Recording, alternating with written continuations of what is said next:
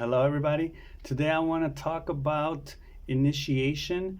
And this idea of initiation has always been very attractive to me. I've always been interested in this notion of initiation because I once remember seeing a book that talked about the people that were initiated, and they were people like Buddha, Jesus Christ, um, like these type of religious leaders basically that funded the religions that we have nowadays.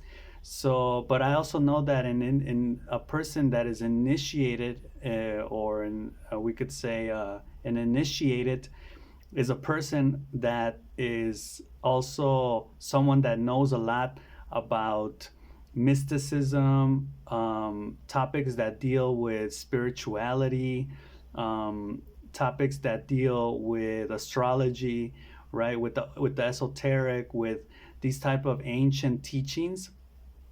And I when I saw that, I remember that I always wanted to be an initiated. I wanted to be initiated. I just didn't know how to go about it. So in this case, the general notion of a person that is initiated is basically someone that strives to learn more about the ancient teachings, about any type of teachings in general. So you want to learn, you want to uh, basically like self actualize, develop your mindset, right? Your intellectuality. And I guess it's kind of tied to the Freemasons, but not really because the Freemasons have their own way of doing things.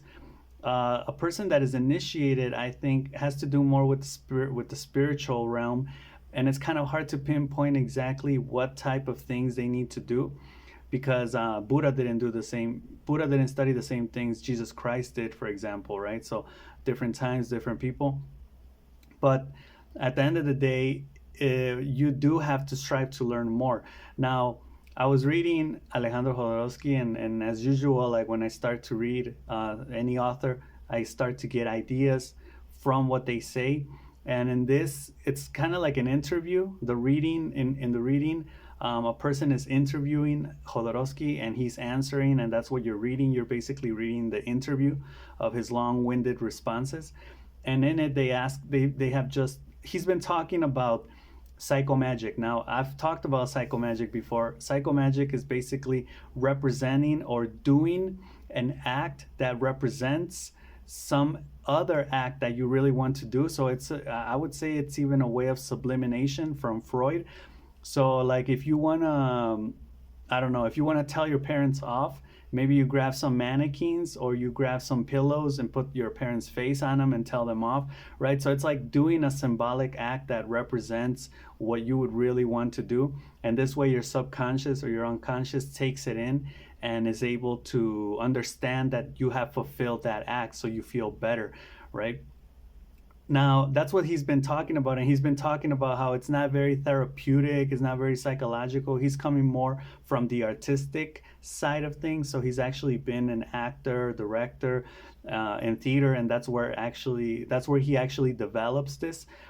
And then right now they have just asked him about the value of, or does he know about any, they call them happening. Do you know of any act that has initiative qualities, that is, that would get you initiated into this realm of the spiritual?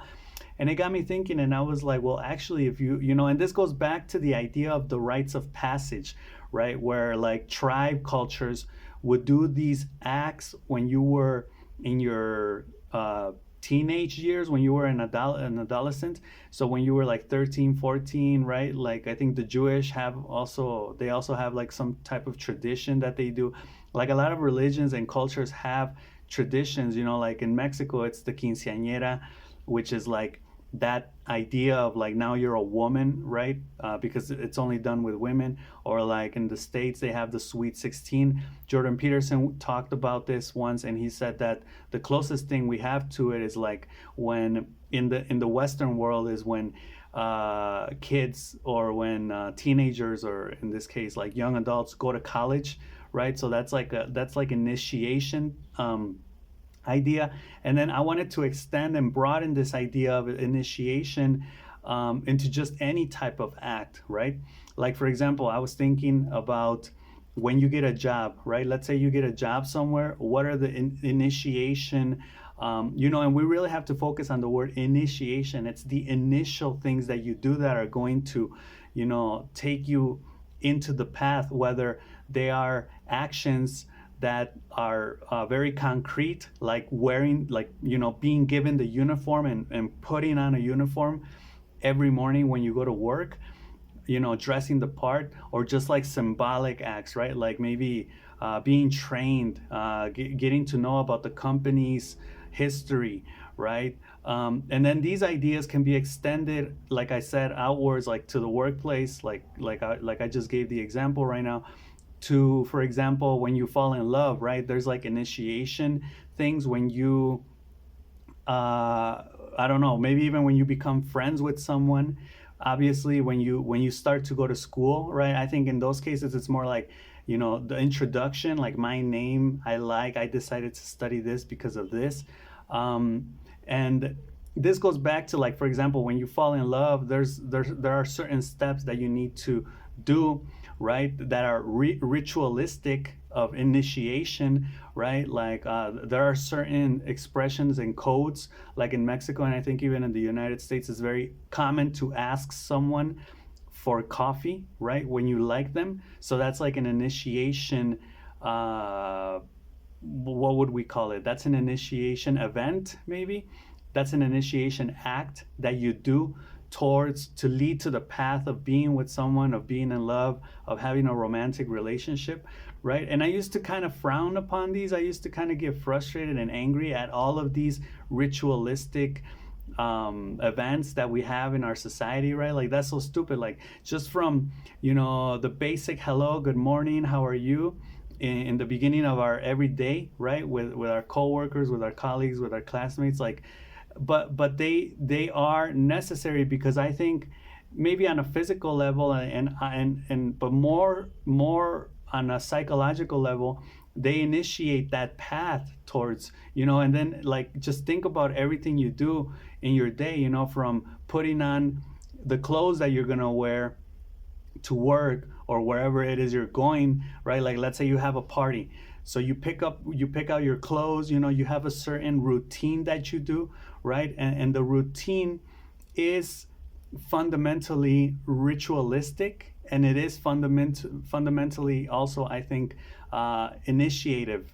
So you do these things, these rituals, to get initiated into that, right? Like, if I ask you, how do you get ready to relax on a weekend?